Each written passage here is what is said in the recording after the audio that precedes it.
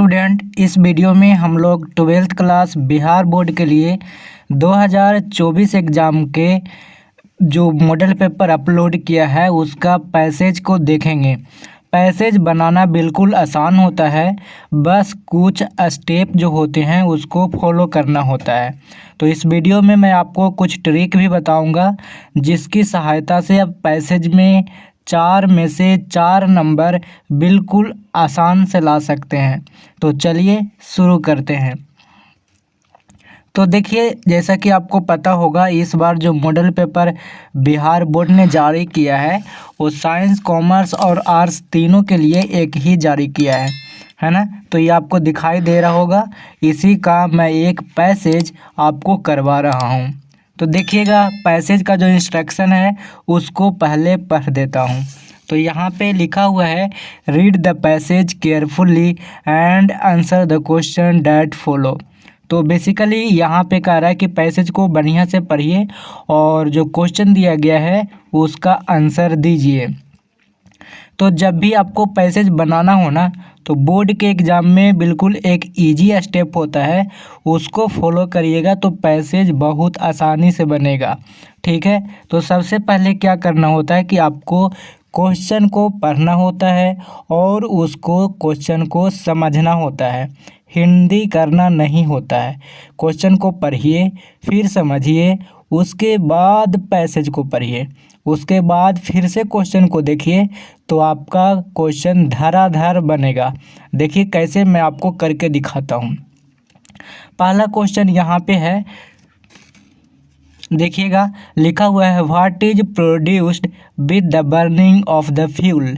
यहाँ पे बेसिकली बात हो रहा है कि जो फ्यूल है उसके बर्निंग से, मतलब जब फ्यूल जलता है तो क्या क्या प्रोड्यूस होता है, किस चीज़ का निर्माण होता है। पहला क्वेश्चन समझ में आ गया। दूसरा क्वेश्चन कहता है कि why was wood replaced by coal. तो जो लकड़ी था, जो वुड था, वो कोल यानी कोयले के द्वारा क्यों रिप्लेस किया गया। मतलब पहले जो था वुड, उसको यूज किया जाता होगा और उसको रिप्लेस कर दिया गया कोल से यानी कोयला से, क्यों बताइएगा।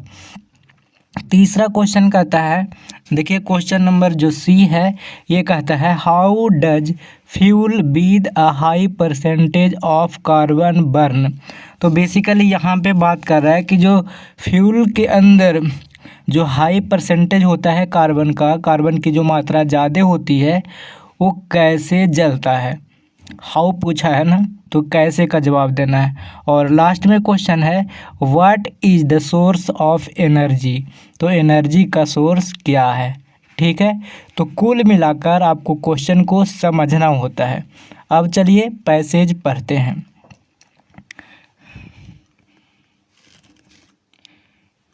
तो देखिए पैसेज में लिखा हुआ है, फ्यूल इज अ मटेरियल। तो बेसिकली यहाँ पे बात हो रही है कि फ्यूल एक मटेरियल है, डैट इज बर्न्ड मतलब जो कि जलता है, इन ऑर्डर टू गेट मतलब हीट को प्राप्त करने के लिए।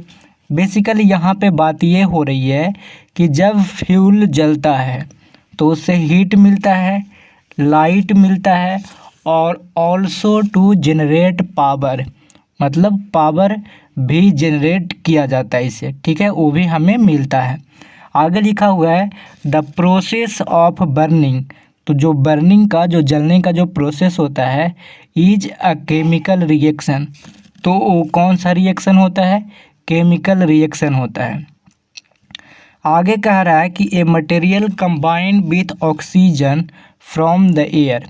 यहाँ पे बेसिकली बात कर रहा है कि एक मटेरियल जो होता है वो ऑक्सीजन के साथ कंबाइन करता है, और वो ऑक्सीजन कहाँ से आता है, एयर से, एंड गिव आउट एनर्जी, और उसके बाद हमें मिलती है एनर्जी।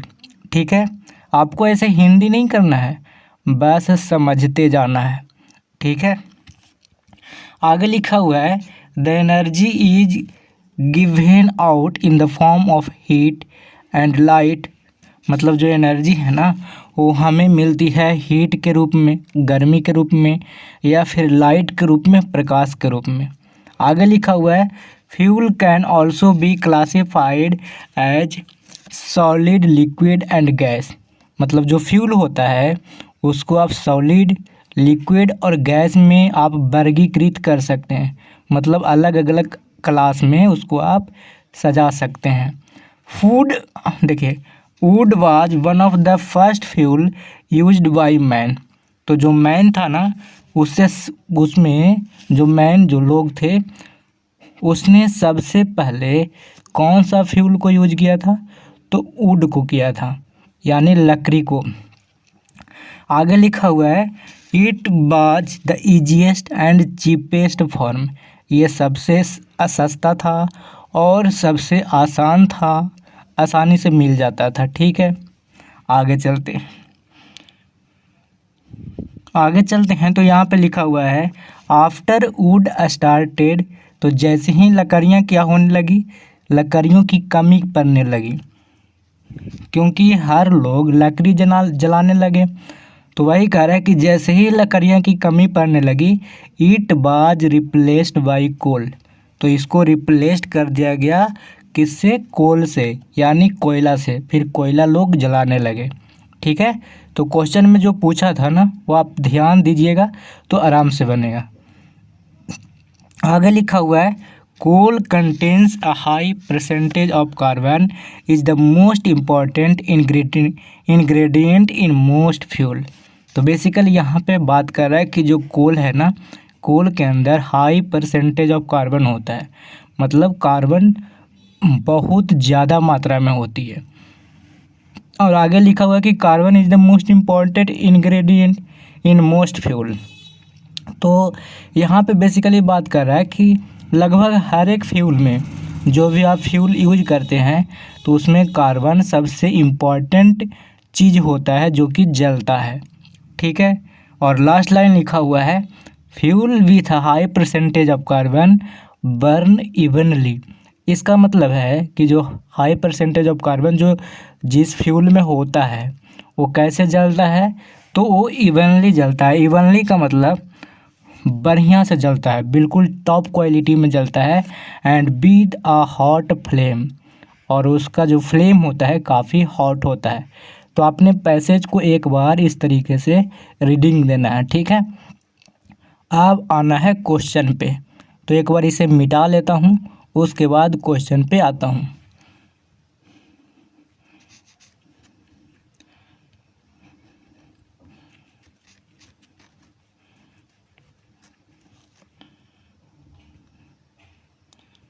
तो देखिए यहाँ पे पहला क्वेश्चन है, क्वेश्चन नंबर 1 कहता है what is produced with the burning of the fuel. मतलब फ्यूल के जलने से क्या प्रोड्यूस होता है?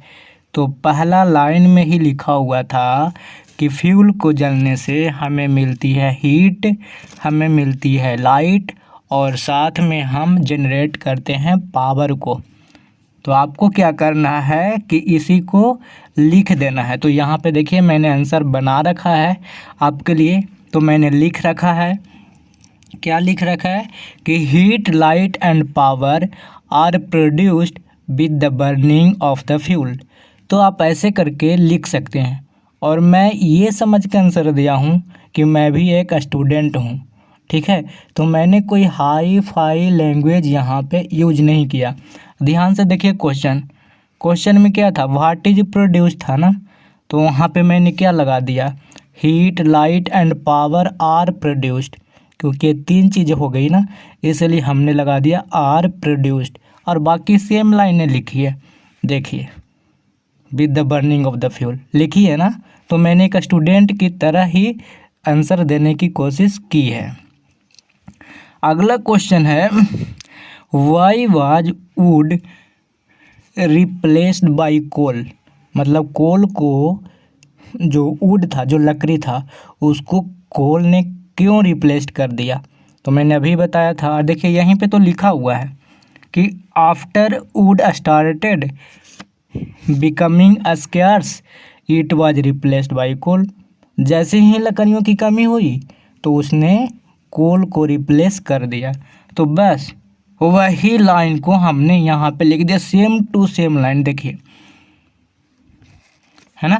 हमने सेम लिखा, after wood started becoming scarce it was replaced by कोल।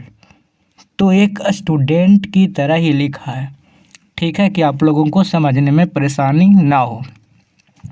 अगला क्वेश्चन है, how does fuel with the high percentage of carbon burn. मतलब जो हाई परसेंटेज होता है कार्बन का, तो फ्यूल कैसे जलता है। तो लास्ट लाइन में लिखा था ना कि burn evenly and be the hot flame, था ना लिखा हुआ। तो वही लाइन को हमने यहाँ पे लिख दिया। देखिए तीसरा नंबर का आंसर देखिएगा,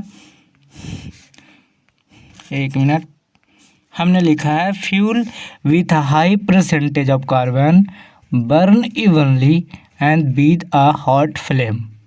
ठीक है, तो मैंने कॉपी पेस्ट कर दिया एक स्टूडेंट की तरह।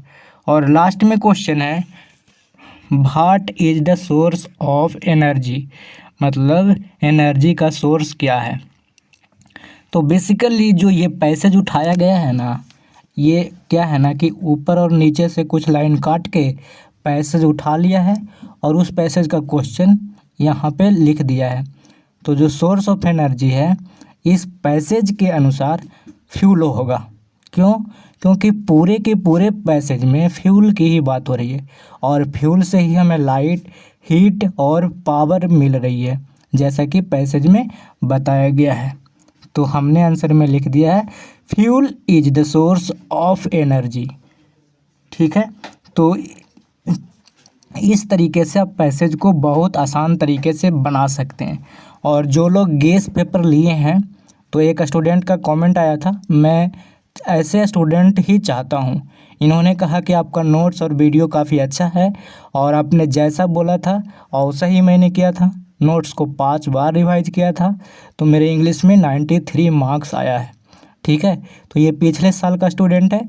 तो जैसे मैं बोलता हूँ उस तरीके से करेंगे तो आपका स्कोर 90+ इंग्लिश में लाने से कोई रोक ही नहीं सकता।